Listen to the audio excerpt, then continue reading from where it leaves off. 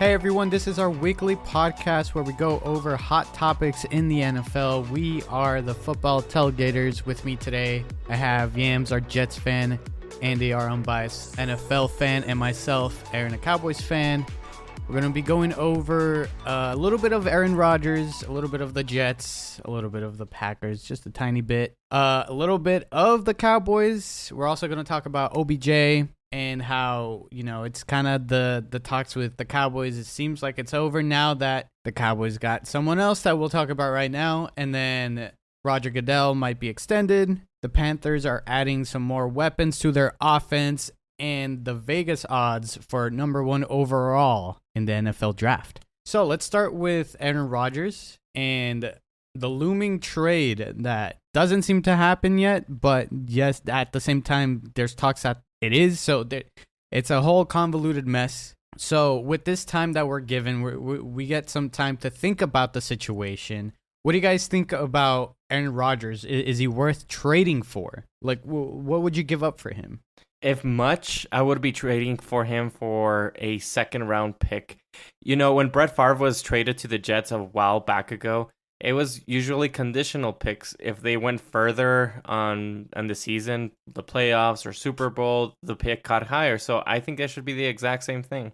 I would say the same thing, the second round pick, but Joe Douglas was able to get a second round pick for Sam Darnold. And so when I think and I compare about that, it's kind of an insult. So maybe not two first rounds, but maybe two second round picks, one this year and one next year. And if they win the Super Bowl, then yeah, you can have the first of the following year.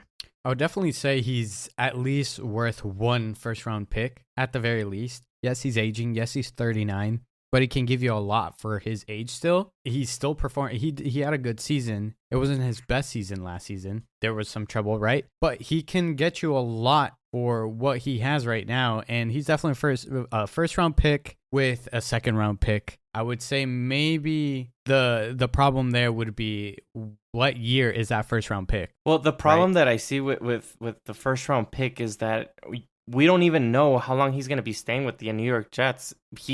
Every year he's wishy-washy if he's going to be retiring or unretiring.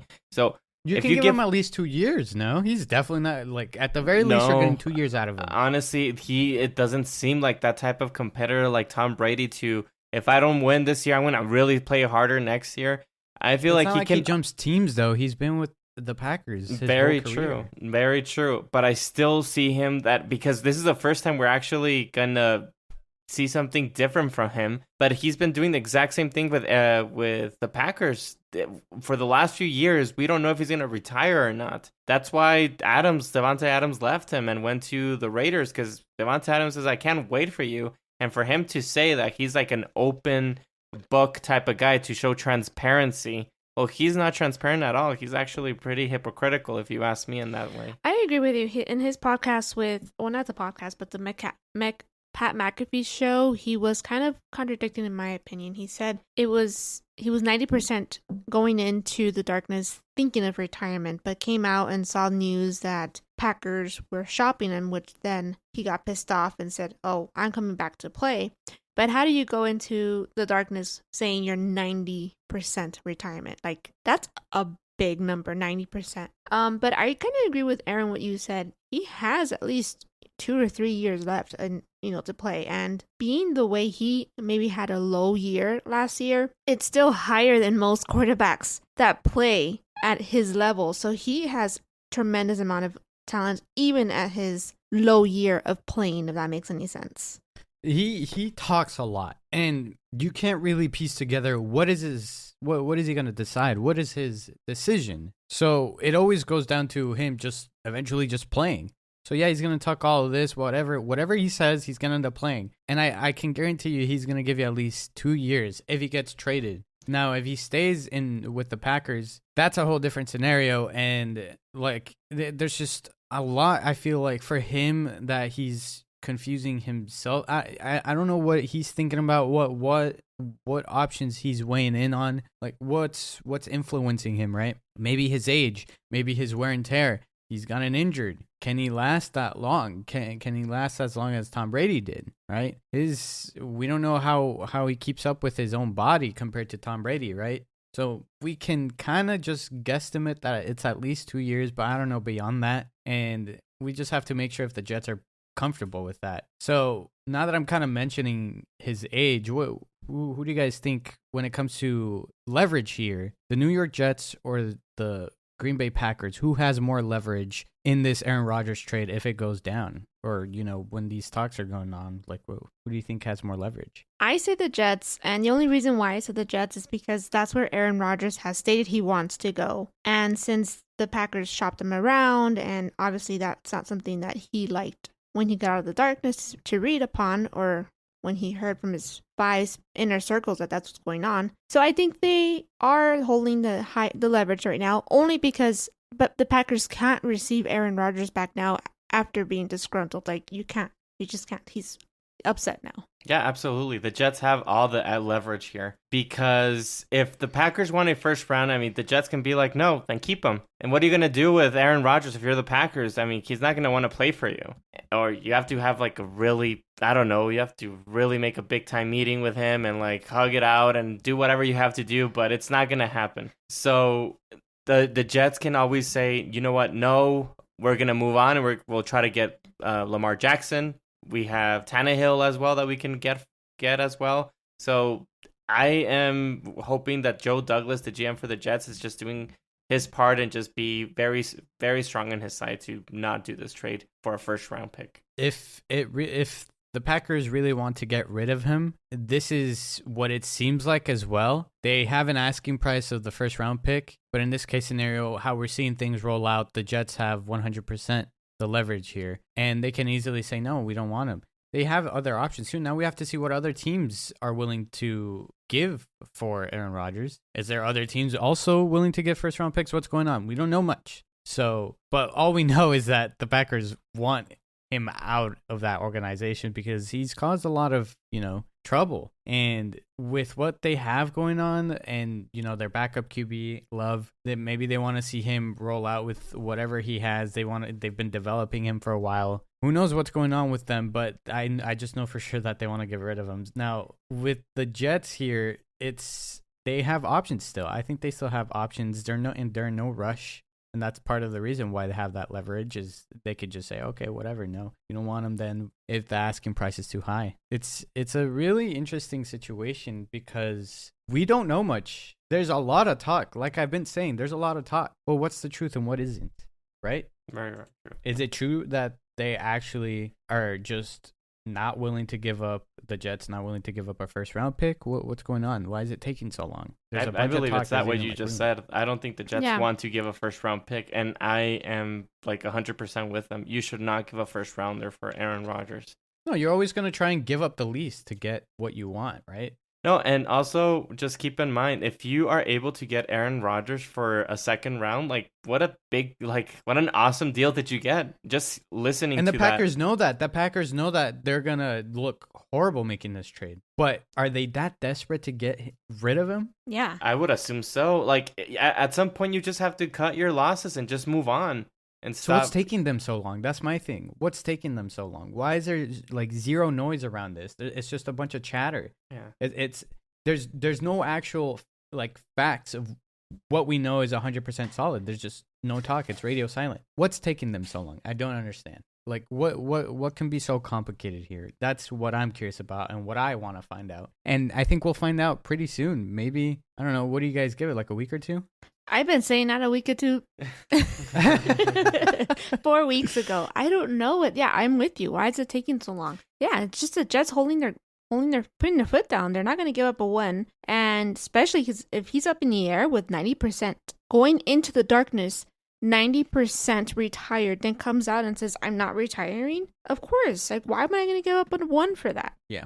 The only thing that I'm kind of worried about if that might happen is that this trade can get really close to the NFL draft. We're kind of a month away from it. I believe it's on April 27th. So we're pretty close for being 1 month away. And just the pressure of it to be close to the NFL draft might happen. And that's when maybe another team jumps in. Or, there's a lot of things the crazy things that can happen in the NFL draft. So that can be a situation too. Yeah, no, for sure.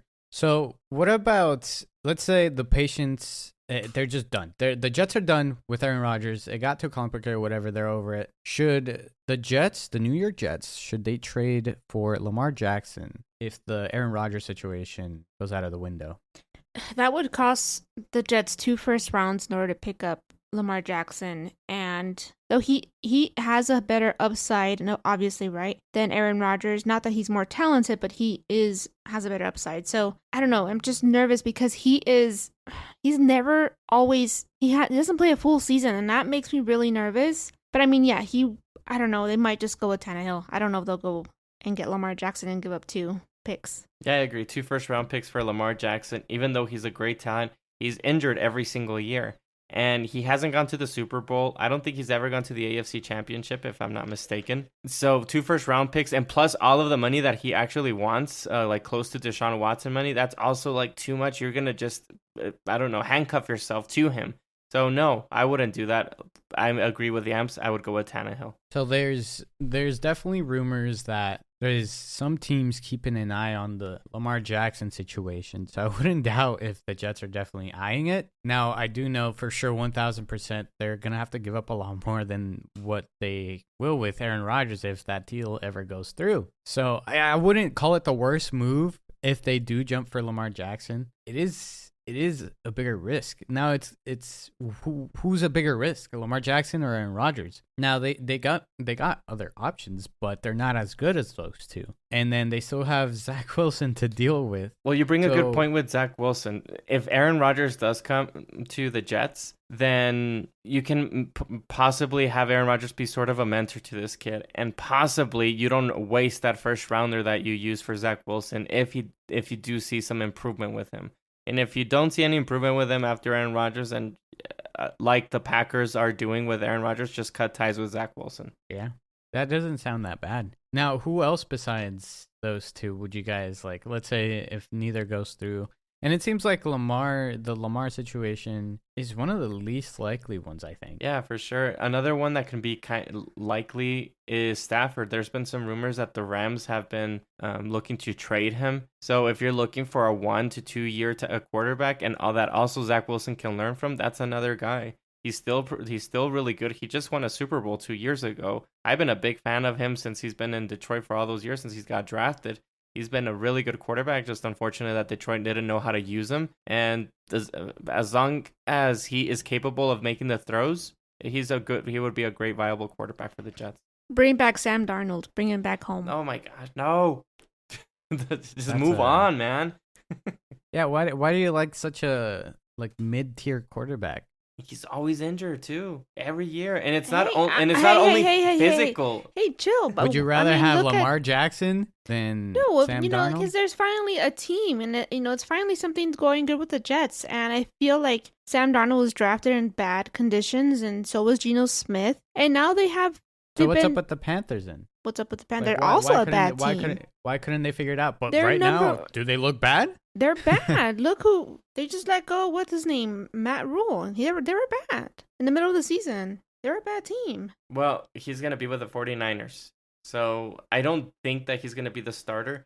He is getting a really cheap contract. I believe it's just $3 million for 1 year for a quarterback. Yeah, that's what 49ers If you're the team, you're patient to build. If you think you have a good quarterback in Sam Darnold, you would keep him. They didn't keep him because they didn't like him. They didn't think he was good enough for what he could offer in that situation. Only to get someone worse, but it's fine. Well, they didn't expect it to be worse. Come on. They didn't expect it to be worse. No, they just don't know how to evaluate quarterbacks down there. It's well, look at the 49ers. We all can agree that that's a really good team, and look at the situation that they have with quarterbacks. They can't find one, but they have also trouble with finding quarterbacks too. It's not an easy thing to do at all. It's not. Finding a quarterback is extremely hard. And I think a lot of the teams view Sam Darnold as a backup easily, because if you compare them to much of the starting quarterbacks in this situation, a lot of them would go ahead of Sam Darnold, and that's just the truth. Yeah, it's just what it is. If I had to choose, I would bring Aaron Rodgers and I would bring Sam Darnold back and Zach Wilson. Bye-bye. Well, now that he signed with the 49ers, like, what? Why? No, it's already too late. Like, Sam Darnold, bye. No longer with the Jets. It's going to be a training camp. It'll be interesting. In the training camp, they'll see who is the best quarterback of all three, Trey Lance, Purdy, or Darnold. What if he gets cut? What if he gets cut? You don't think, because they signed them for, like, what you said, $3 million? Yeah, $3 million for 1 year, yeah. It doesn't really hurt. I mean, $3 million is $3 million, but... We'll see who gets cut. I don't know. Trey Lance. Trey Lance is not going to get cut. It's No, the he's same definitely type not of gonna. situation like with the Wilson, Jets. yeah. Exactly. They don't want that first round to fail. And it's worse for them because they traded a lot to get Trey Lance. Mm-hmm. So they look actually even worse. Speaking of trades, the Cowboys have now done a couple of moves, and they're getting quite a bit of praise. They were really quiet at the beginning, and I think they just heard all that talk, and they're like, all right, I don't know what happened, how that went down, but the Cowboys finally make some moves, and they bring in Brandon Cooks in the trade against, or with the Houston Texans. Is this a good move by the Cowboys? When did the Cowboys become the great value of the NFL? That's my question. Jerry Jones is just looking for affordable, cheap, valued players here. And that's what he got with Brandon Cooks. And I'll give him the Gilmore trade. That's pretty good, but still, he's not purchasing a big potential that can get you into that hump to the Super Bowl or to the NFC Championship. You're still going to be that type of mediocre team to be just maybe in the first round of the playoffs, like be out. One of Dak's best throws in his career was to a shot up there for T.Y. Hilton against the Eagles. So I think Cooks is a guy that could probably run those routes, and we'll see what Dak can do. What are you talking about? He's a short guy. He's not that type of wide receiver to go and just jump over people. And if you ask me, I think the Cowboys did a huge mistake trading away Cooper, because I prefer Cooper a million times more than Cooks. that's old news. Well, I know, but they traded him for a 5th round pick, and look what they did for Brandon Cooks, a 5th and a 6th. So yeah, I'm not liking their decisions right now. I think they just got another version. They're the of same Amari height, by the Cooper. way. That's Cooper? They got a different version of Amari Cooper here. They're like, you know what? Yeah, we might have made a mistake trading Amari Cooper, but let's get another version of Amari Cooper back. And this is Brandon Cooks. It's not the worst thing in the world to do, but they're getting cheap stuff, and that cheap stuff has good value. Brandon Cooks has 6 seasons over 1,000 yards. This guy is by far the best compliment in the situation right now for the price to help out CeeDee Lamb in the situation. Brandon Cooks is going to get you value, and that's what Amari Cooper was doing at the time. Now, I think Amari Cooper is a little bit, I would say he's not, like right now in the situation, like because of his injuries and the way he would miss these games, it would really hurt the Cowboys. But he did awesome with Cleveland, though. He was a great wide receiver. It's been one season. Yeah, it's been one season, and right now we need to see more time, because right now it's just the same. I see the same. I just see another version of Amari Cooper with Brandon Cooks. He's been great. He did great with Houston. He's gonna do good with the Cowboys. He's not a number 1 wide receiver, and he was kind of like that in Houston, and he didn't do that bad. He went for 700 yards, but yeah, they were kind of splitting it off, and they also had the running game that they were doing great sometimes in some of those games. Yeah, T.Y. Hilton and both Brandon Cooks are the same height, so what's... Isn't T.Y. Hilton, I don't think, is part of the team right now. I think he's a free agent. No, but I'm saying that one throw that Dak needed, right. It was T.Y. Hilton that came up for the... Okay, so we're just happy for there's going to be just one throw. Well, didn't Hilton come in the middle of the season? He wasn't there. I think it's going to be a great asset to... This is what I'm worried Hilton about with Brandon Cooks is a huge upgrade. Yeah, I agree. It's a huge upgrade. Here, this is what I'm worried about Cooks. Sean Payton, the head coach of the New Orleans Saints, move on from him. He went to the Patriots. Bill Belichick moved on from him. He went to the Rams. Sean McVay moved on from him. And now he's in Houston. Look at these great coaches that moved on from him. And then you're getting him. Why does he keep getting 1,000 yards? No, but I mean, do you trust the head coaches that are moving away from him? And now... Why is he getting 1,000 yards? Why is he getting 1,000 yards? I'm just asking. He got 1,000 yards with Davis Mills? No, he's getting 1,000 yards with at least above decent, like good quarterback. And if they're staying with Dak Prescott isn't a terrible quarterback. He is better than Davis Mills, and he's going to get him those 1,000 yards.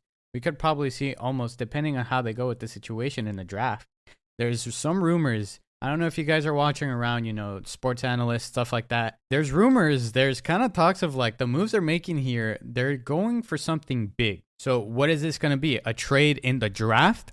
Are they going to try and secure that pick for Bijan Robinson? Not that they got rid of Elliott. Are they going to do something else? Like maybe they will get D-Hop? That seems very unlikely, but we don't know. But it seems like they're preparing for a bigger move. And by them getting rid of Elliott was like the biggest, it was step one of what they needed to do, and that's what they did. Now, I think they're evaluating their options. They got another lockdown corner, so they're pretty set on the defensive side. They're doing something here that they might go for something bigger, and I think it will be for the draft. I think they will get Robinson in the draft, and they might trade up for it. Well, we'll see. It's still a month from now. I would 1,000,000% rather have Brandon Cooks than OBJ. I'll tell you that. So why don't we talk about OBJ now? It seems like he's out of the question with the Cowboys. It seems like he wants more than $4 million a year. Is he worth that $4 million a year? Yeah, it looks like he got an offer for $4 million and obviously declined. But I don't know. Odell has played 2 full seasons in his 8 years in the NFL. I mean, that's very little. So I mean, why is he surprised if teams are not falling all over for him and just throw money at him? So yeah. I believe his agent is playing a big role here and just trying to push the market for him. And I don't think there's a market for like that much money for him. And he already had a workout with teams and nobody's like dying to sign him. So I think his agent is actually hurting his chances. Yeah. Yeah. It's a good... Yeah, I think that could be it. And we've talked about this before, how it seems like it's his ACL holding him back. I think that's the situation going on here. And he's not going to be looking that good until, I don't know, in 6 more months, maybe a year. It's been 2 years since his ACL, so my rule is after 2 years, you should be okay. He has been in the league for quite some time, so it does take a toll on him. I don't have any doubt in my mind that he can catch. I just don't know about his route running, if it's still the same quickness. Well, from what it seems like, it might not be the same since teams aren't fully interested in the what they have to give up for his value. There's some really strong rumors that the Jets are leaning to sign him. Well, I don't know. That looks it's another check mark from Aaron Rodgers' list. I'll tell you that. Yep, he was on the wish list, or he didn't say it wasn't. He said it was not a wish list. It was just asked. Like, who does he like? Who does he like? He could be a pretty good third wide receiver for the Jets. Oh, for sure. No. Whatever OBJ team, will be an absolute stud if he ends up with the Jets and becomes another valuable. It has to be number 3, though, yeah. Whichever team he would go to, he's going to upgrade that offense. I have no doubt in my mind. It's just the money value that's the problem here for him. Yeah, but don't you agree maybe with him and Rodgers? Then it sounds like then the Jets are just like throwing everything, kind of like the Eagles did last year, trying to get as much as they can to go to that Super Bowl. Yeah. And that's what makes me a little nervous because on the AFC, you have such a tremendous amount of competition with Joe Burrow, with Mahomes, with Josh Allen, that it's pretty hard to get there. And throwing so much, I don't know, capital, money, draft picks, whatever, that's the only thing that I'm a little afraid of. How old is he? Is he 30? He's 30. He's 30. Yeah, he's 30. He's 1 year older than Brandon Cooks. Well, the talent doesn't equate to just the age there. Yeah, so OBJ is better. I would say OBJ is better, yes, than Brandon Cooks, yes. Right now in the situation, it's clearly not because one is on a team and the other is still looking for a team. Well, I mean... So, there is the factor of money, and yeah, it goes back to it seems like it's his agent's fault, but I just think that right now I'll say this: Brandon Cooks is gonna have a better season than OBJ if he even finds a team. I disagree. He might sign.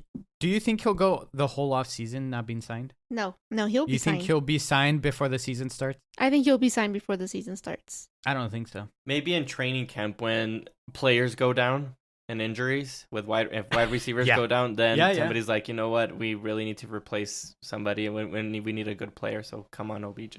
That's when I can see it, and he can maybe get what he wants because he's just gonna stick to his guns. Right. All right. Let's talk about Roger Goodell now. He is expected to sign an extension. And as we see every time in the draft, every time he shows his face, he gets a whole pie of booze. And now he's getting extended. So what do you guys think? Does he do a good job? I mean, clearly after what I said, it may seem like he isn't. But what do you guys think? Do you think Roger Goodell does a good job so far in right now with what he's doing with the NFL? Well, there's two ways of looking at it. In the business sense, the NFL is still booming, and I think he has a lot to do with that. So in business-wise, he is doing a good job. Fan-wise, that's when you can get a little frustrated with him because of his inconsistent punishment with the players. Some players do something way worse than others, and the one that did not so much of a issue there just get big time punishment. So if it has to be a little bit more consistent on his part of the punishment, but overall I think he's doing an okay job. Better than okay, I would say. I agree with you. It's tricky because yes, he shows stuff like that. Like he can be inconsistent when it comes to really like bad situations when it comes to like players and stuff like that. And then you also got like the situation with the Pro Bowl and whatever, and how he's dealing with that. And then he's been through quite a bit of stuff throughout the years. The COVID, things got political, and viewership showed to be shaky at times. And I think with whatever the NFL is doing right now, it's a roller coaster. And now if you compare him to other commissioners, I don't think he's as good as other commissioners. Now, the one guy I could like straight up compare next to is Adam Silver, who he's the one for the NBA. And from all the talk that I hear and from what I see, it's definitely almost, I wouldn't say a night and day difference, but I can't say that their similar situation here is the refereeing. And I think that he needs to really step up on these issues. He really needs to assert himself in these situations that pop up that get pretty loud whenever it comes to like fans talking about these problems in the league. When it comes to NFL, refereeing has been a big problem, right? The inconsistent suspensions are a problem. The Pro Bowl is a problem. And you got the whole drama with ownerships, you got the Commanders, that's a problem. It's hard to handle, right? It's not easy to have his job, what he does, but also like this is what you're into and this is what you built into. You've been there for years. Why hasn't there really been a change to where there's been a lot of complaints for in the past years? That's something that's interesting and needs to be looked into. Now, I think there was something about the owners are going to have a meeting in like Arizona or whatever over this kind of stuff. So we'll see about that. But for now, I think that's where the situation lies, and is that I think he's still going to be hated by the fans. But, he just got extended. So can't really do much about that, can he? Unless he does something like horrible, absolutely terrible. But it's not going to be a thing. He's going to be there. And that's what it is. It's just end of story. I don't know if you guys have anything else about that. No, I agree with you. And one of the part of reasons why I say that he's doing a really good job is just exactly what you were said. He's been going through a lot of scenarios and situations with the NFL and politically. We have the Kaepernick kneeling down, the people saying that if players kneel down, I'm not going to watch. Then you had the Trump situation. Then you also had COVID. And the NFL is still thriving. It's still like the ratings are still top there. And what I do like is whenever there's a situation with that we see that it's unfair, they're open enough to try to change things. Like, for example, the pass interference, they had a year that they just were almost reviewing almost every pass interference. Didn't work out, so they changed it back. So they're trying to make it as best as possible, and they're not hurting the game. And that's what I do like about it. And that's the only thing I just don't like about him is the inconsistency of the punishment. It's tough. And when it comes to financially, I think he's done a pretty good job, but I think that's one of his highlights, I would say, is that he's managed to keep it good when it comes to the financial matters. But stuff like, the inconsistency with the suspensions, that's something he has to work on. I think he has to be more assertive and hands-on with, like, he needs to be more vocal when it comes to these situations, like the Pro Bowl, for example, and like the changes that need to happen at the NFL rules, the whole refereeing and stuff like that. There's not enough talk from him sometimes. I feel like I see whenever I'm watching again, it's gonna go back to the comparison. You're as I'm just going to say my closing thoughts. But I want to see more of like kind of what Adam Silver has been doing. I feel like I see him more give his face on these talks about certain things that happen around the league. And I don't think he does enough of that, but that's just from what I see. I might be completely wrong, but I just don't see him as often as I do someone like Adam Silver.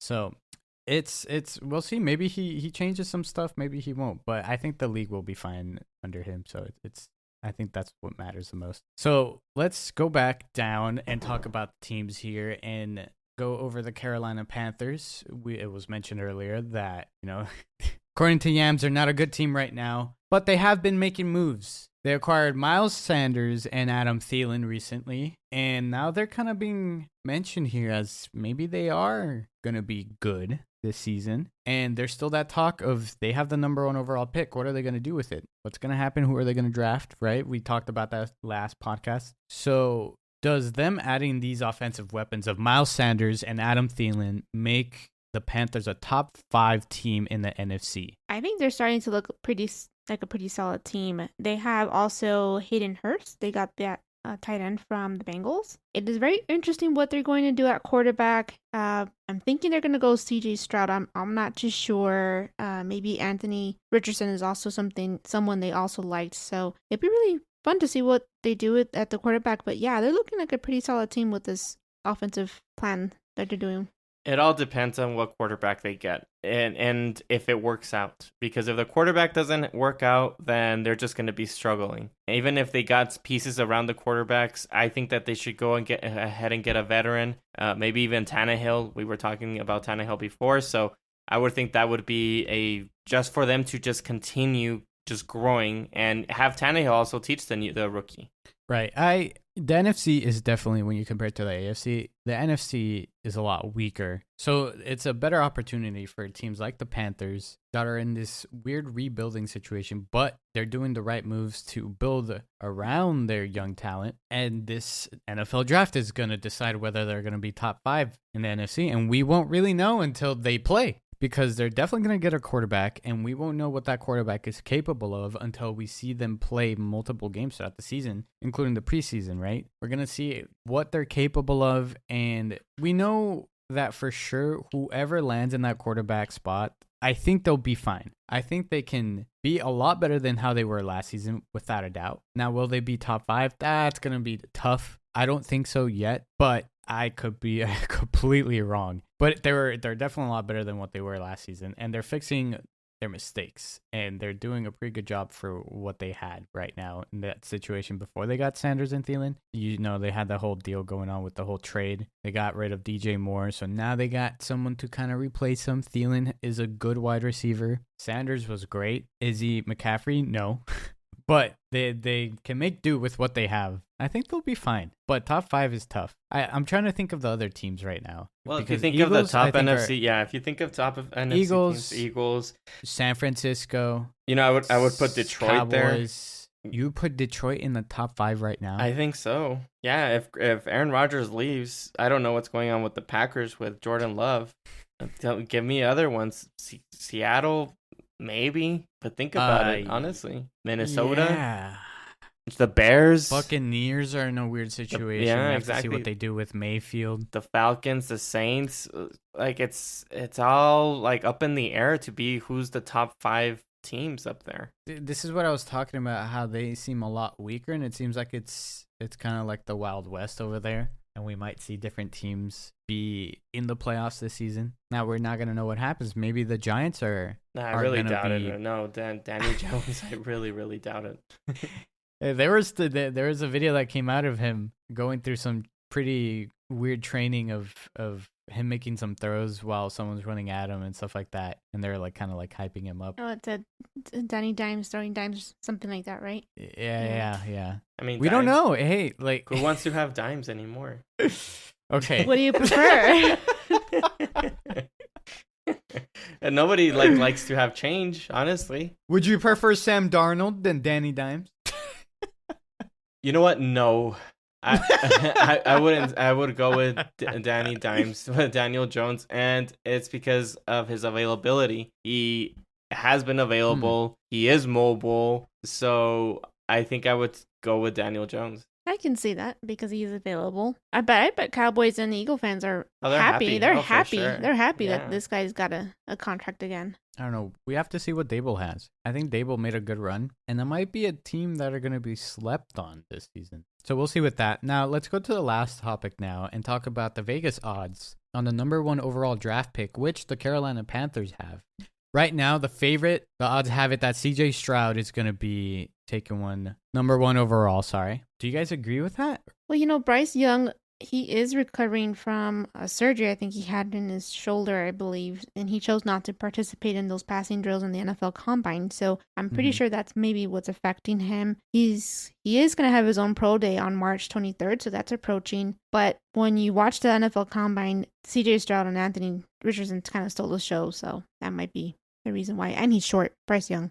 Yeah, I'm not a fan of Bryce Young. So it's going to be CJ Stroud, probably, since he was like the second, right below Anthony Richardson? No. CJ Stroud. No. CJ Stroud was right below Bryce Young.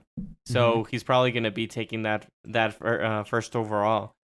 You as the Panthers, you have to take that quarterback. That's why you moved up first. So it would be very surprising if they get a defensive player like the one from Georgia. I really doubt it. So, yeah, I would think CJ Stroud is going to be the number 1 at this point, but we can all be surprised for it to be Richardson. But I really doubt that they're going to get Bryce Young. But wasn't there talk that it was Richardson? There was right after the Combine. So why is he not sitting right now behind CJ Stroud? Why is Richardson sitting third? Why is he behind Bryce Young? That's what I'm confused about. I think it's all like hype as well, because Bryce Young was the quarterback for Alabama. He did play for Nick Saban, and you tend to just go with that team with that, because if he has some success with Alabama and having key pieces that are going to the NFL, so you saw him that he can actually play with NFL type players, he still should be ranked high.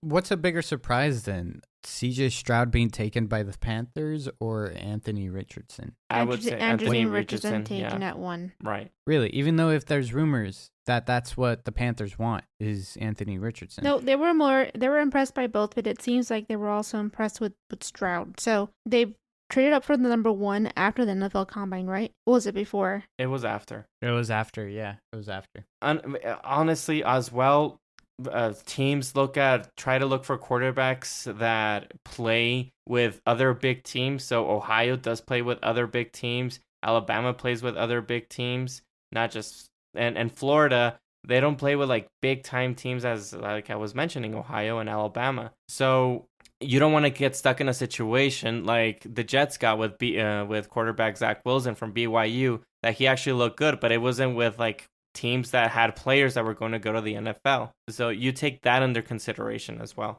I'm trying to see, because what does Frank Reich, because the quarterback obviously has to fit in their playbook. What are they going to go? Like, are they going to change it based off of who they draft number 1? Or is it I kind of guess it's predetermined. They're like, all right, this is going to be our game plan, because they're picking up certain types of players that might complement this quarterback, right? They're obviously ready to give this quarterback, they're going to draft weapons. Now, what type of offense is like, what are they going to go for is kind of the question here, and what will really determine this and what we see and who they draft number 1 overall. Yeah. If I was the Panthers, I would try to do a draft date movie type of situation. You went to the number 1 overall pick. Now get your first round picks back and just go a little bit lower. Let the Colts or the Texans trade up and get some first round picks back, and just draft the quarterback that you think is comparable for what you're trying to do, your game plan for Frank Reich. That might be totally the situation you're talking about. On draft day, the trade goes down. Yep. Yeah. Oh man, that would be huge. It's not gonna happen.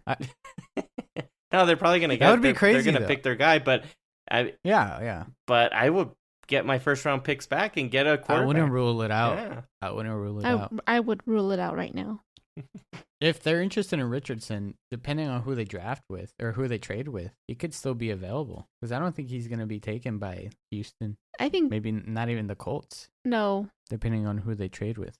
Yeah, right. So those top 3 quarterbacks are going to be taken. So it's got Bryce Young, CJ Stroud, it has to and be Richardson. between CJ to the. It has to be between Houston and Colts. Richardson? Because those, huh? I'm sorry. No, who they have to trade with. Oh, It has to be Houston between or those Colts, two. yeah. Like that's the obvious stuff. Mhm. Yeah. I don't think Houston's going to do anything. I feel like if anything were to happen, anything that's Andy is saying, draft day moment, it might be with the Colts because they did want the number 1. I feel sorry for any these quarterbacks to go to the Colts. Very sorry for him. Yeah. Yeah. Yeah. Definitely. It might be I would Richardson. definitely. Well, I feel sorry for him. Honestly. Yeah. They don't even have a coach, or do they now? Yeah, No, they got a coach. do. I'm They sorry. do. They do. Yeah, Yeah, they got a coach. I'm sorry. I don't know. I just got PTSD with Jeff Saturday. Who is the coach? Not Gannon, is it? It's from the Eagles, isn't it? Shanine. Yeah, it's Eagles OC. Shanine, something like that. Shanhine. That name, if I can get Well, it right. hopefully it's he can him. turn it around for them. You guys have any closing thoughts? Just one thing I wanted to get your thoughts on. Just looking at all the trades that have been going on this offseason, I feel like teams just need either a fresh start or they just want to trade just to make a trade. For example, we have the 49ers trading Jimmy G for Sam Darnold. Is that a big upgrade? Is the Raiders traded Carr for Jimmy G? Is that a big upgrade? The Saints traded Dalton for Carr as well. Is that a big upgrade? And then the Falcons got rid of Mariota and got Heineke. Are those big upgrades? I don't see any huge upgrades from all of these teams, what they did. So it feels like they're just trading. I think just the to Saints, trade. though. I think the Saints. That one stuck out to me the most.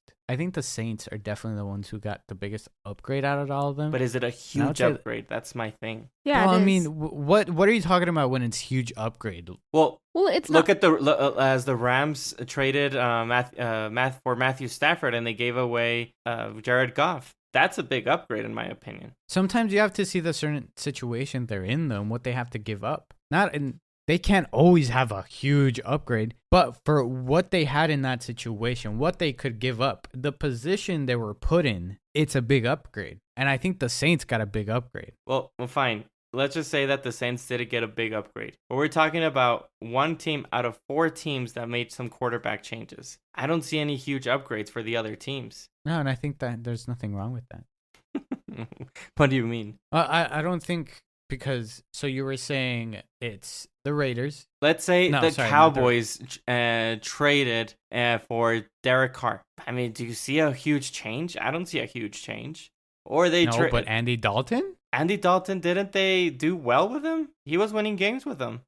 So they just got a QB that's going to be better than Andy Dalton. And we don't even know because the Raiders actually had a lot of weapons. They had Devontae Adams. They had Jacobs. But are you really going to blame the quarterback here? A little. I do blame a little. You have the You players were saying around you him. were saying a lot of your talk before was about Josh McDaniels. I put more of the blame on Josh McDaniels, but I do put some blame also on Derek Carr. Well, when it's a whole mess like that, jumbled up, you got to blame a lot of people here. But clearly the problem over there is Josh McDaniels. For sure, but who has the ball in his hands when the play's happening? When you have Renfro, Jacobs, Waller, Devontae Adams, and Devontae Adams took a while for him to get some throws at him. You're the one with the ball in your hands. You're the one that chooses where to throw it. So Josh McDaniels. Why before Josh McDaniels was there, Mm-hmm. Derek Carr wasn't doing horrible at all. He was actually doing better than how he did this past season. So why is that? No, I agree because with Josh you. McDaniels came in. I agree with you. Josh McDaniels does take, in my opinion, more of the blame. But I'm just saying, is it really a huge upgrade from Andy Dalton? If we compare the records, even when Derek Carr didn't have Josh McDaniels, it's still really close to what Andy Dalton did with the Saints. I'm just saying that Andy Dalton's going to be a backup for a lot of these teams, and Derek Carr's most definitely had a lot of, not a lot of teams. He had a good number of teams wanting him to be the starting quarterback. Yeah, I agree with that. I agree. I'm just saying that I don't see like a really tremendous, huge upgrade. The only big time quarterbacks that are available that I see huge upgrades is Lamar Jackson and Aaron Rodgers. Yeah, and you had to trade for both of them, which makes the situation a lot harder than when they're free agent. For sure. Because free agents, you can just throw the money at them. For sure. But a trading, you have to give up draft capital, maybe even some of your players. It's a lot harder in that situation. And I think that's why we didn't see that many big moves of getting quarterbacks, because I think these teams are scared of getting them, maybe, depending. Again, Aaron Rodgers, we're talking about his age, how he was thinking about retiring, but now he's not. Like, what's going on there? And then Lamar Jackson, they're afraid of him because he wants a lot of money. And he, like you said, Andy, he gets injured like pretty much every year. Yeah, for sure. So these teams are scared of these big time quarterbacks. Yeah, for sure. And it's fair to say they're just playing very conservative right now, and I don't blame them. And I think especially you've been mentioning like this draft class has a lot of good quarterbacks. So I think they're more focused on that than anything else. Yeah, and just imagine Lamar Jackson with the Washington Commanders. Wouldn't that be a really scary team? I don't know, but I wouldn't want that because that's just an upgrade for the team that I like or the rival of the team that I like is getting an upgrade, so I would hate that, obviously. Yeah. Anything of an upgrade for them. Take the unbiased out of it, wouldn't that make the Washington Commanders a big legit team? They would actually go all the way to top 5, maybe even top 3. Yeah, because they have a good team. Yeah, they have a good team. Oh, gosh. Yeah. All right, yeah, that's going to be it. It's going to be it for this episode. Thank you guys for listening to the very end, and we'd love to see you guys giving your opinion with us on our social media, which is Football _Tailgaters on YouTube, Instagram, and TikTok. Thank you guys again for listening, and we'll see you guys on the next episode.